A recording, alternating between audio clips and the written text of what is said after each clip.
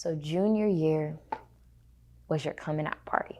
I mean, it was what it was. 3-game winners, and taking them to the Sweet 16, tears on TV, all of the things. What was that year actually like? Because it was 2020 and all hell broke loose that year. Having to play, there were a lot of, there's a lot of things going on, and a lot of, COVID is still was very much alive and well, still very much is alive and well. But even then, what was that like? My junior year, whew, the COVID year, 2020, 2021 season.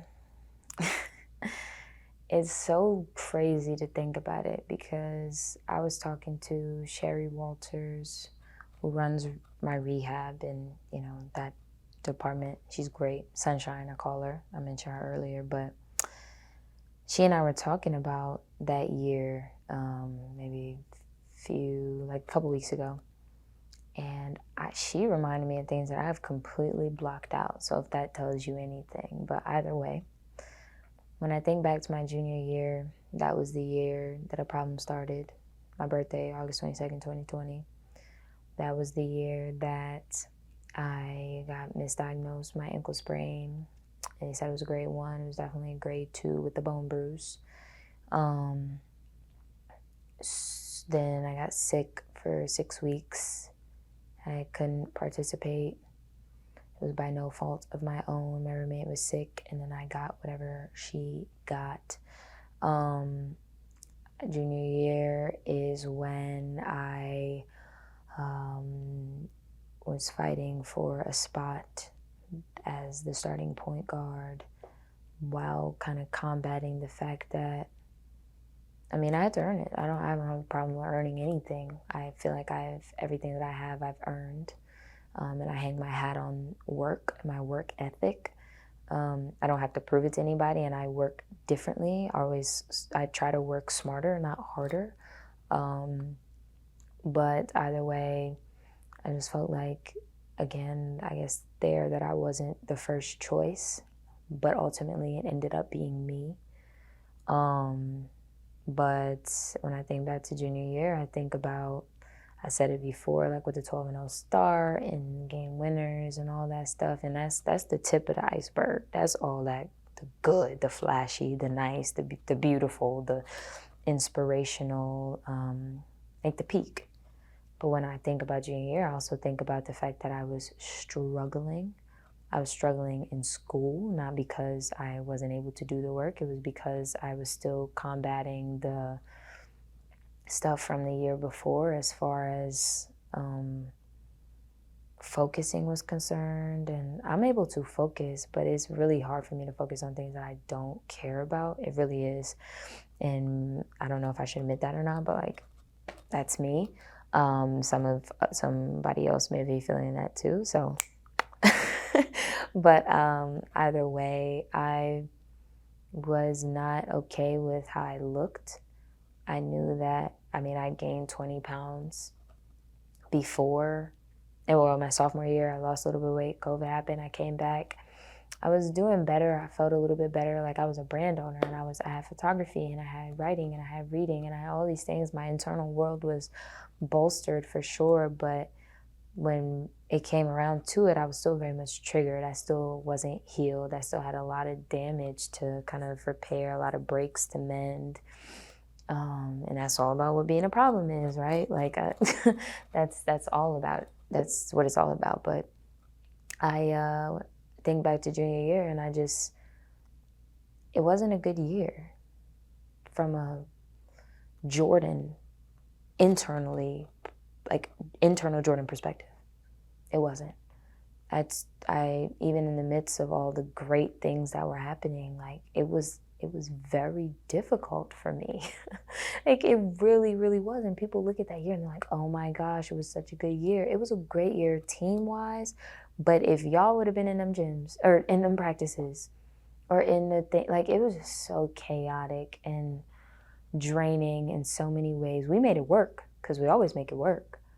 But man, I'm not even, that's none of anybody's business outside of the people who are there, and that's not a reflection of anybody. I'm not slandering anybody, none of that. But child, it was crazy. It was crazy, and I think at times it showed. It really, really did. And again, if you touched that program that year, like it wasn't, there were some things that were going on, but again, there were a lot of good things and a lot of good people who did their best to lift it up and make it work and keep it together. So, and I tried to be one of those people as often as I could. But I wasn't able to give 100% of myself all the time, because I gave 100% even when my 100% wasn't even close to. If I have 30%, I will give it. If I have 20, 10, if I have 70, damn Skippy, I'm going to give it, and it's going to be great. But even on the days when I didn't have it, and that was more days than not, more days than I'd like to admit, I still gave it. I gave it everything I had. I've given these last 4 years everything that I've had. And even if it wasn't enough for some people, even when it wasn't enough this past year, like I agree that the stories that I was telling myself did defeat me. I can't tell you how many times I said I can't, right? Like I said that before, but I gave it. And that year was just, it was so much. It was so much going on. The wins just, it's like a Band-Aid. when you're winning, kind of puts a bandage over all the crazy. And you still think about it, it's there, but it's like, oh shit, I guess it's working. But I remember in January, I'd gotten into a space of like dissociation, but it was so intense that I couldn't necessarily like bring myself out of it. And I remember going into Coach Bond's office, and I'm like, I don't know what to do. Like the reading, the writing, the photography, because I would just go outside sometimes and take pictures of anything, flowers and shit. I don't even like taking pictures of flowers for real. I mean, I'm not against it, but I love a portrait. But I just wanted to hide from the world. I wanted to, I don't know, I wasn't in a good living situation. I remember like that was a big part of my experience, just being in a nasty house.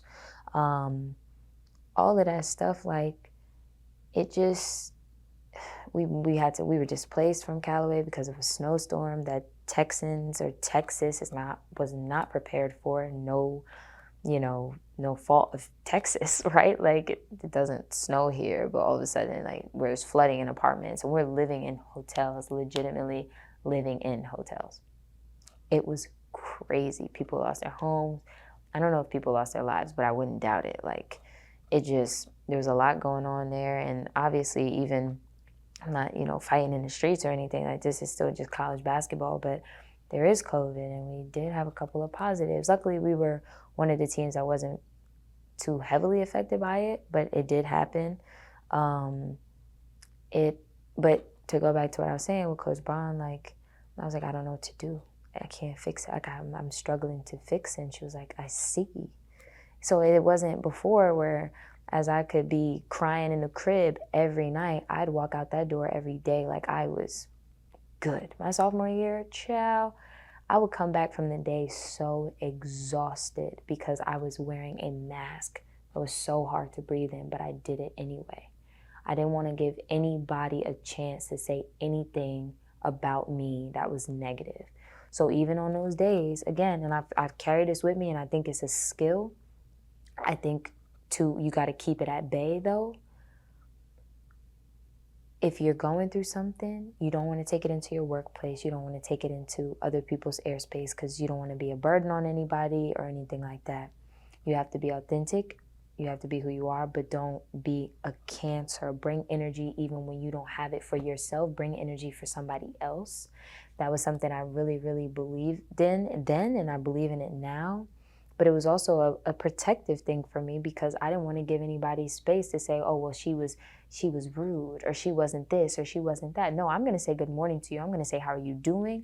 Because I genuinely have an interest in people in general, but also because it's the right thing to do. But I didn't want anybody to ever say anything about me. That's why I'm being so candid now.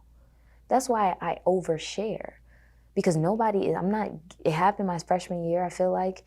And I'm not going to give anybody room to tell a false narrative about me. It's not happening anymore. I have a voice and I'm going to fucking use it. I'm sorry. My gosh. But either way, I just feel like, I mean, that was something I did again. But now, bringing it back, sitting in Coach Bond's office, and she said, I know, I see it. I couldn't hide it anymore. There was no more hiding. There was no more just smile, just put it on. I didn't have anything else to put on.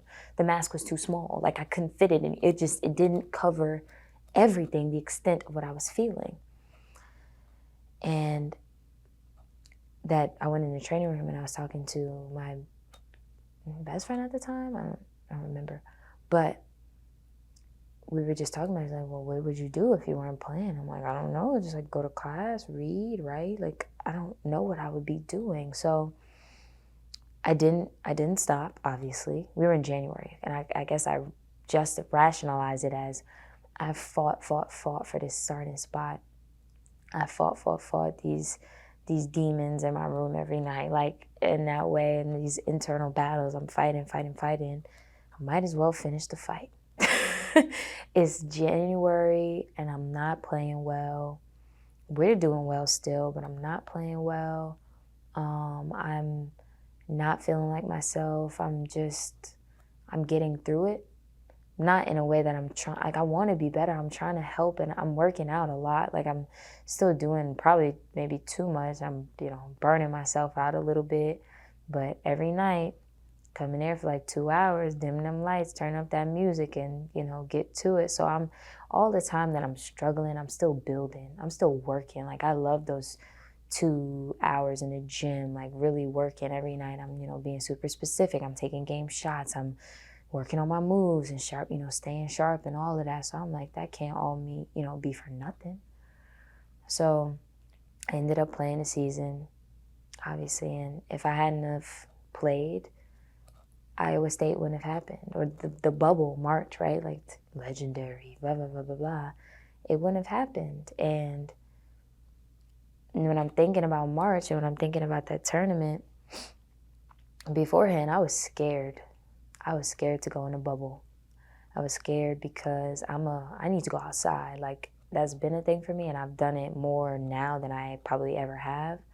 But going outside has always been a thing for me. It's very cathartic, as I said. It's grounding. I love the air. Like it just helps and I don't feel trapped. I feel good. I feel free. I feel like I can move and do whatever and, yell if I need to and the bubble, they like, y'all not gonna be able to do that. We literally had a whole meeting about what we could not do in the bubble. We gotta stay in your rooms. You gotta do this. You gotta do that. I'm like, oh God, I'm gonna lose my mind. I remember crying to my mom probably the night before we went or shortly before that. And I was like, I don't know. And she was like, well, what do you need? And she's like, ask me, what do you need?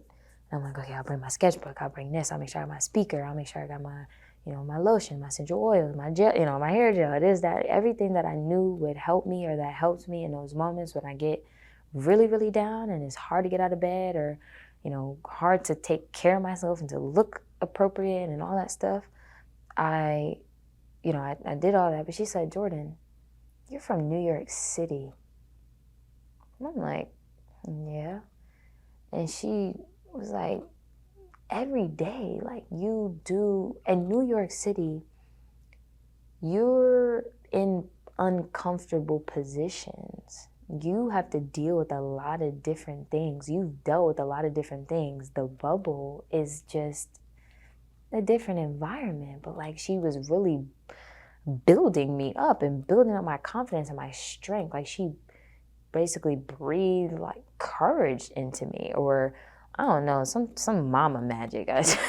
They do the impossible a lot. So I don't know. She really helped me, and I'm like, all right. Let me get it together. Let me do what I need to do. But that message was kind of ringing true in my head of like, you're from New York. You're built for this. So I remember this so vividly. I'm on a bus because San Antonio, that was the bubble. It's only a 3-hour drive from College Station, so we hopped on the bus, and I'm writing. I got my music on, and I'm talking shit in my journal. Like I'm talking to myself, and that's what I do. I guess that would be another thing that I want to say for people to do. Practice your love languages on yourself. So one of my love languages is like words of affirmation. So, and I love terms of endearment. Like, I use terms of endearment now with anybody. Like, if you're my friend, hey, boo. You don't have to be my significant other for me to say boo. Like, like, something to that effect. Or honey. Like, I call one of my, like, I don't even know what Chris is to me. Chris is Chris. And she feels like one of my closest friends and mentors and big sisters, and I don't know, all the things. But hi, honey. Like, that's just, we literally say to each other, or whatever it is. But that's one of my love languages. So in my journal, in my private space, boo, baby girl, Jordy Bell, Jordy, mama. Like, I say all of those things, and because I like to hear it. I'm not gonna wait for somebody else to say it. The hell. So either way, I'm talking to myself, and I'm just saying, like, I put cut for madness, made for chaos. So as opposed to doing it like cut for chaos, like made for madness, I switched them. But the premise of that is, these niggas can't fuck with me. And it's not a knock to anybody else, because obviously the best women's basketball players are at this tournament. I'm playing against the best players in the country. Like, this is how this works. But I'm not inferior. We're there. Like, I'm here. And that's what it was. New York tough. Like, that kind of mentality. It really was built in that season, in those couple of months, like the beginning of 2021, all about New York tough, even when I felt not so tough in those moments when I'm waking up shaking because I'm anxious and da-da-da, and I can't do this and I can't do it, and I'm just struggling. But I'm like, forget all that other shit. Like, that doesn't matter anymore. We're here now. Legends are made in March. And I literally put it to myself, like, what a time to be Jordan Nixon, basically. And I didn't know what was about to happen. I really didn't. I hoped for the best, but I didn't know how I was going to react in that bubble. I didn't know what I was going to do. This was my first tournament, NCAA tournament, as a legitimate piece or a key piece to a team. So it was different, and I was ready for it, and I knew that I'd worked, and I was well prepared, but it was just about execution, like win or go home, survive in advance. That shit is real, and you feel it. So either way, that Troy game comes around, and I'm sitting before the game. I'm nervous. I don't get nervous for games for real, but I was nervous. Oh God, not because of Troy, not because of the opponent. I really don't think about the opponent mainly. It's more like me, us, how we gonna respond, what we gonna do. And we had like some not so great practices beforehand. It was bad. But went into the Troy game. Troy is giving us a whooping. They really putting it on us. They're the 15 seed, but they came out. They played a lot like Arkansas, and that team we kind of struggled with. We were always very close to Arkansas. And they were really giving us their best shot. And granted, we weren't playing very well. Oh, they also they turned like their defensive pressure and like different stuff like that. So they made you uncomfortable. But I was pretty much cooking like early. Like, we running pin downs for me type situation. We running my plays, like the plays where I come off the ball screen and go to work and stuff like that. Comes down to the fourth quarter. Game still close. I don't even remember the details of this game because a lot of it was overshadowed by like a very controversial call. I didn't even feed into it. It was what it was. We pulled out the win, and that was all that mattered. But either way, that fourth quarter came around, or the last bit of it, and they like, Coach Bond, I think she was like, go ahead. Like, do it. Go ahead, like, go do the thing. So I'm like, okay, go do the thing. So now I don't know, I'm making stuff up. Not for real, but I'm like, give me the ball. Like, come on, let's get it. Like, I'm spinning in the lane, layup. Like, and I've been working on my spin, just trying to keep it crisp. Like, I'm taking over, but it's not so much of, oh, Jordan, like, I'm thinking to myself, okay, like, I'm taking over. It's just like, okay, this is what's needed. This is what maybe the hot hand right now, or whatever the case. And leaving that game, I had scored my then career high, which was 21. And that's when I said in the press conference about being from New York, like, if you know, you know. But I didn't know that it was setting me up for that next game, Iowa State. They played a saggy man, very interesting, perspective, especially for people who shoot the ball. Like for me, I was always like, and my teammates knew this, we all started saying this, like, if they go under, it's going up. Like, it's going up, it's going in. Like, that's just shoot, that kind of confidence, or for whatever reason, the term we actually use is getting away from me, but we said it all the time. Get it out the net. That's it. Get it out the net. We always say that in KK. I love me some KK. But and all of them, they just like really fed into it, and they like fed into me and boosted me in so many ways. So I missed my first however many shots of the game. I think it was like first 3, 4, something like that. But then it got to, and I was second guessing it, because I'm like, damn, I'm too open. Like, it's weird. And then it started happening. Like, I started percolating, because we were down. Iowa State was coming out swinging. They played a great first half. They played a great, I think, third quarter. But the fourth quarter was Texas A&M's. Like, we were down consistently, like 11, 12 points. They're a very interesting team. They're so fundamentally sound, and don't make a mistake, because you're probably gonna hit 3 because of it. Like, it was that kind of game. So either way, like, I'm going. Like, it starts building, but as we go down the wire, it builds even more. Like, I'm not really hitting my 3s, but it's pull up after pull up, drag, step back, going to the rim, and one spin with the left. Like, it's different stuff that I'm doing, but I'm flowing. Like, I'm in flow. If any of you know what flow is, it's the part where it's like a line. It's like you're dancing, tightrope walking on this line of preparation meeting the challenge. So when it comes together, you don't think. You're like, you might be thinking, but it's just there. So when I got the ball in my hands and I'm doing things that I knew I was going to do. Like, I came down the lane one time. I didn't know I was going to do this, but I know I could do it. I spun, but the girl, they brought a trap. I literally lobbed it to Sierra. That was not written. That was not anything. It was just instinctual. So when you're in flow, your instincts are at work. You're not in control. Your instincts are just carrying you. And I'm not going to say I played a perfect game. I didn't. But going into that, after we clawed back, the stance that I had, the stance we all had, they tried to isolate Destiny one time. We in those gaps. Like, that's what it was. We were so locked in, because we not losing. Like, Sierra, I think this really set it off, the catalyst for all of this. I was like, what the, like, Sierra's a sailor, and I love her for it. But she was really getting after us. Like, y'all want to lose? Like, y'all want to da-da-da-da. And we like, whatever. So when we got Sierra pissed, and so but it wasn't a negative. It was like, all right, come on, y'all. Like, this not it. This not how we going out. We not going outside. Not Indy.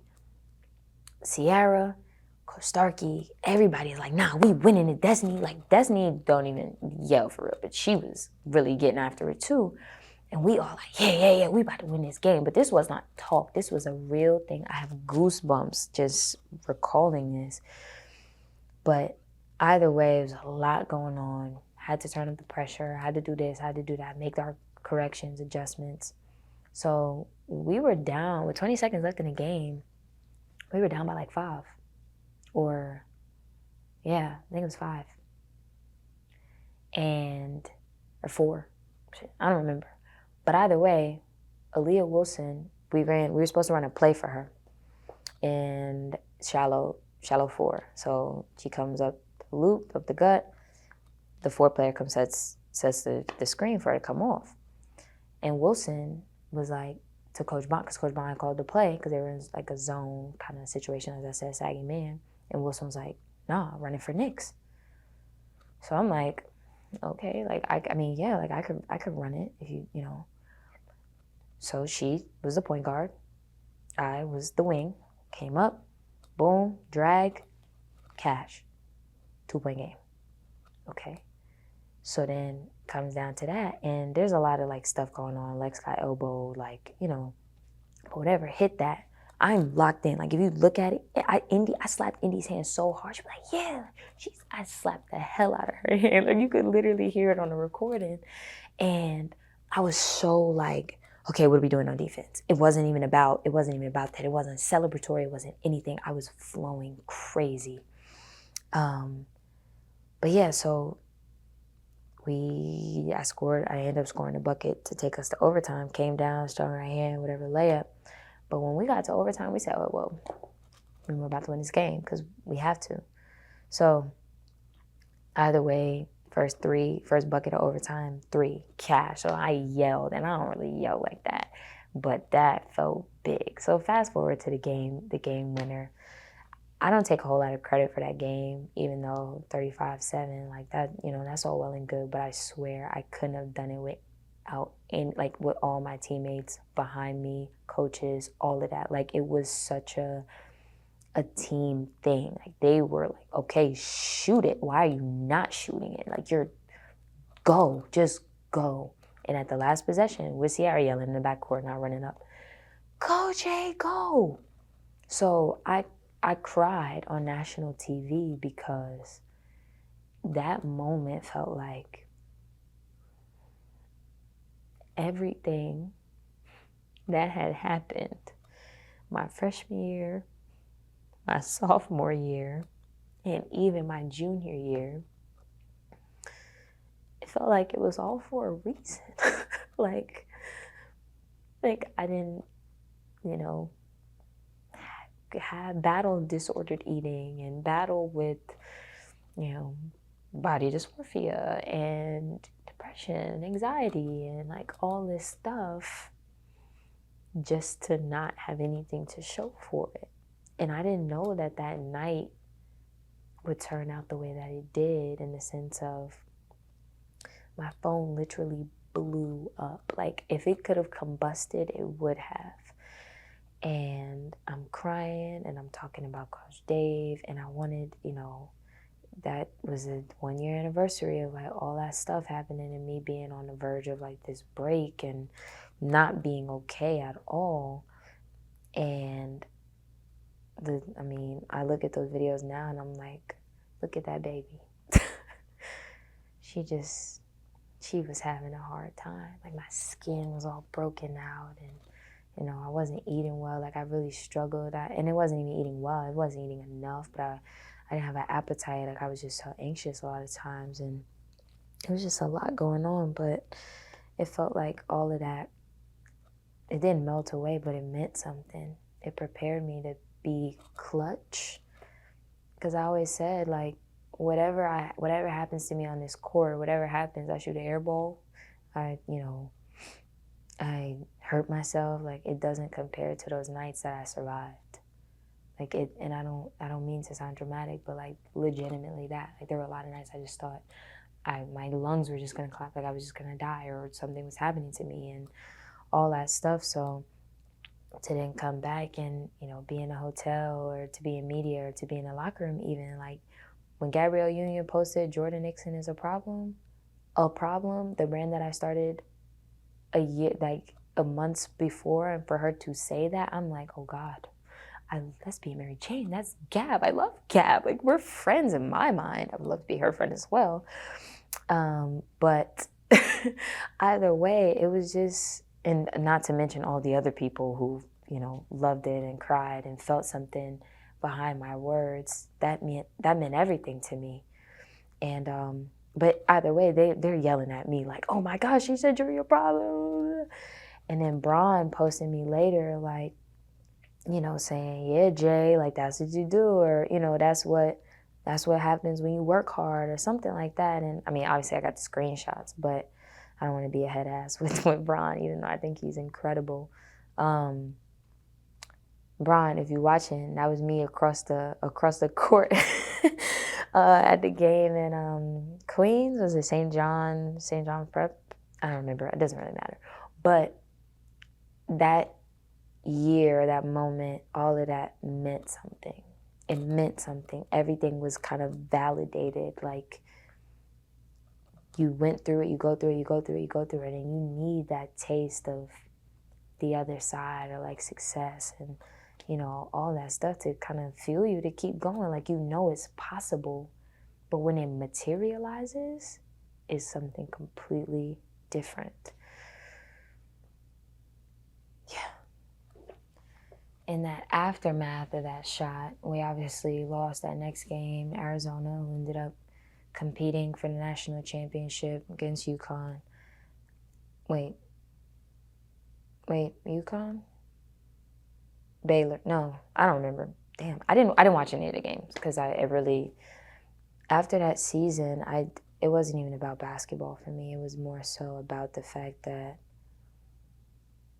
I managed to get through something I didn't think I could get through.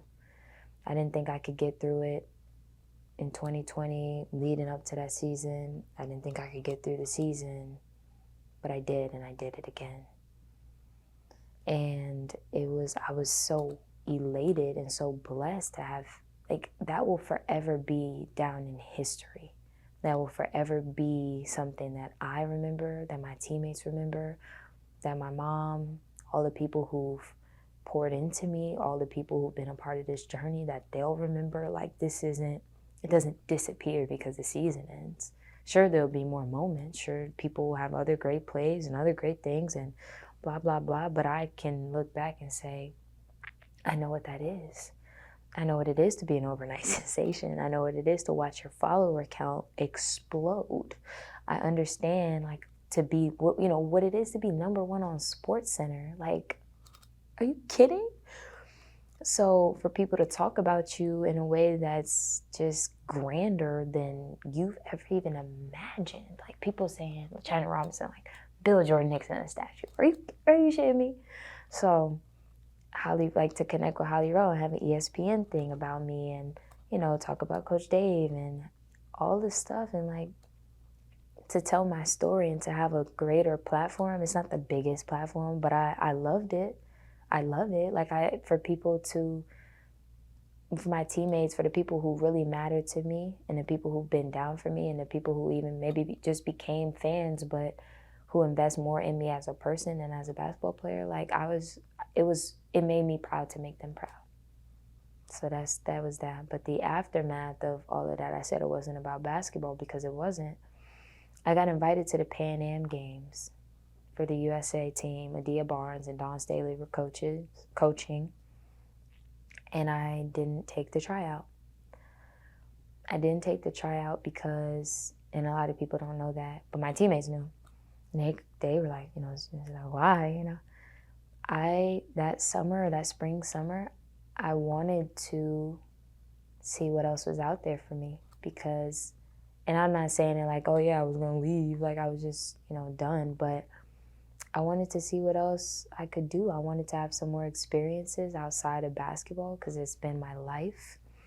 And I was basically trying to make those feelings in 2020 of maybe I want to write or maybe I want to do this, that, and the other, and somebody, crapping on my dreams. I'm like, well, I need to go see for myself. I didn't get a job at the New York Times or TMZ. I got a little marketing internship that I kind of manufactured or asked around about because it was new. And I wanted to do that. I had different projects. I wanted to work on a problem. I wanted to build it out. I wanted to maybe do something with New York Tough. I wanted to take these courses. I wanted to learn different things and just grow my internal world even more so that I could further establish myself as Jordan Nixon, the basketball player, fine, but Jordan Nixon, the whole person, the person who has these things to go to when basketball maybe isn't giving her what she needs, when it isn't going as well, when you're in that valley of despair. It's like the J curve whenever you're learning something, or, what's the word I'm looking for? Just getting acquainted or getting accustomed to something new. You have this pit where you're changing, you're fighting. It's like the winter time or the downtime or, whatever the struggle until you kind of triumph and get out of that. But yeah, I wanted to be booked and busy for lack of a better word or a better phrase. Booked and busy. I love to be booked and busy. I'm booked and busy now, and I'm so happy about it. But yeah, I did all those things and people maybe didn't understand, and it mattered to me what they thought. But again, I had some things I wanted to see for myself, and I did. I tried it. I burnt myself out trying to do it. I wrote some personal essays, like very, very personal essays, because I was tired of hiding.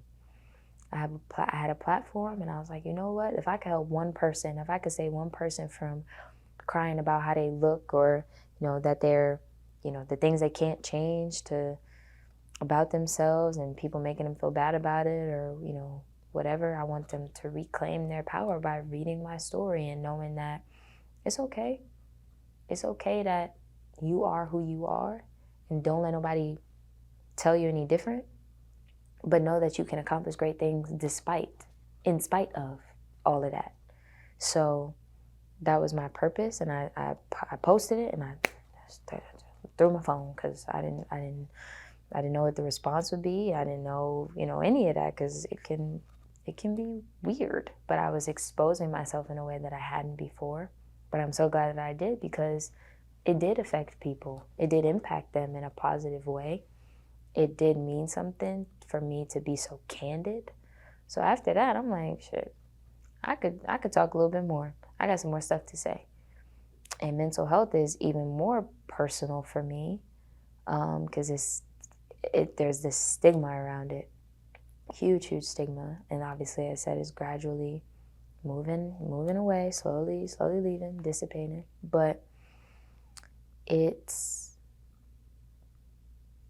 what happened with that was, I was like, I could publish this on my Instagram, which I did, but I'm like, I want to pitch this to the Players Tribune. And I did. And an editor got back to me. And I got with an editor. His name's Matt. He's great. We've never actually met in person, but I feel like he knows my life story, literally. And the story hasn't come out, and I don't know if it will come out. I don't know if we're ever just going to keep it in the archives or actually tell the story. I love the Players Tribune. I love what they do. Liz Cambage, I read her story on there one time, and I was like, this is the place that I want to be at. This, if I want to tell stories, like Players Tribune would be dream internship, dream job, whatever. And it still kind of holds, I'm not going to lie.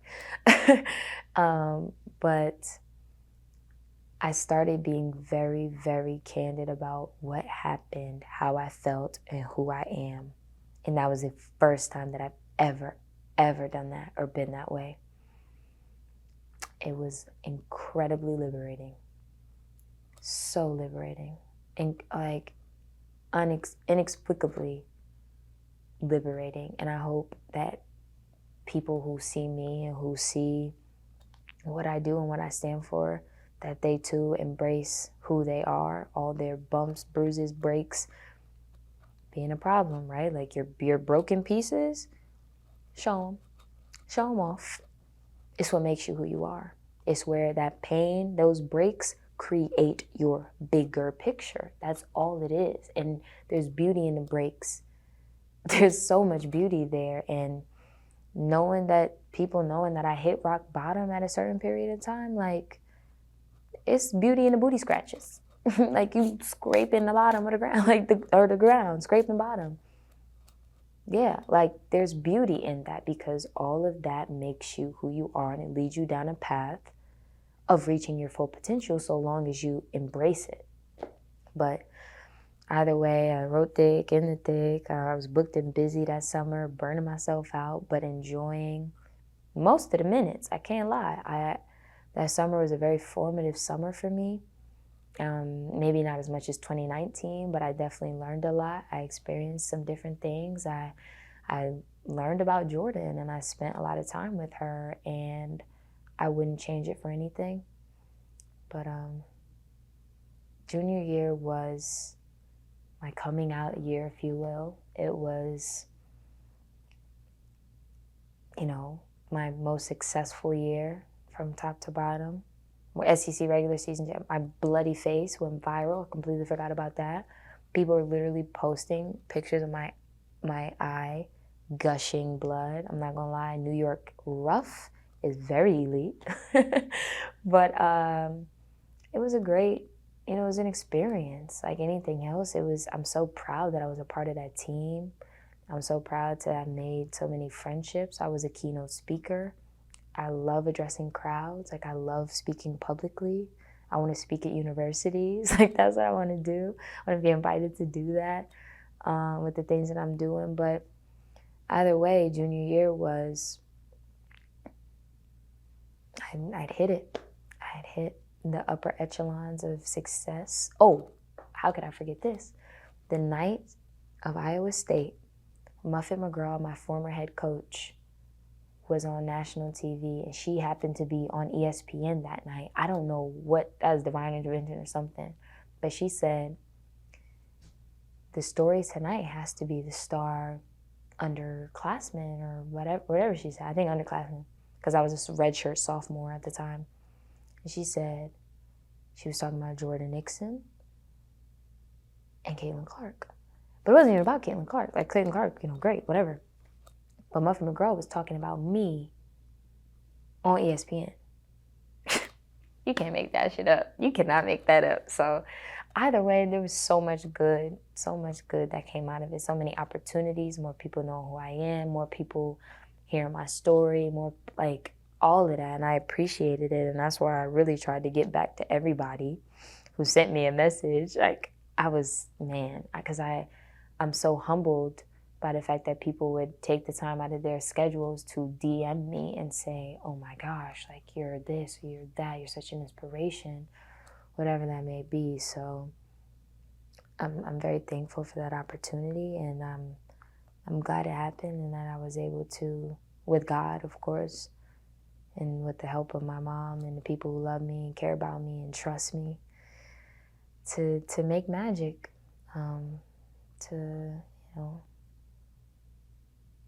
make magic in March, I guess. I'm a sucker for an alliteration. But yeah, that was junior year. That's what it was really like in so many words.